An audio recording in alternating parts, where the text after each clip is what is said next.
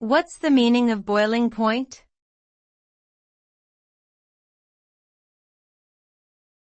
Boiling point.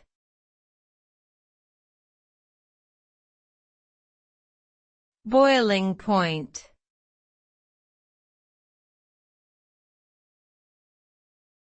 Boiling point.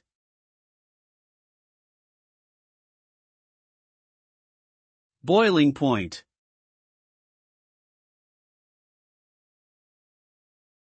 The boiling point is the temperature at which a substance changes from a liquid into a gas state.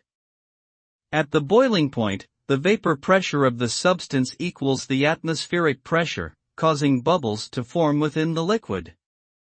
The boiling point is a characteristic property that varies with each substance and depends on factors such as pressure and altitude.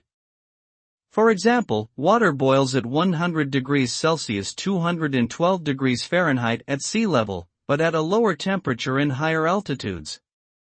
The boiling point is an important physical property in various industrial and scientific applications, from distillation and chemical reactions to food processing and meteorology.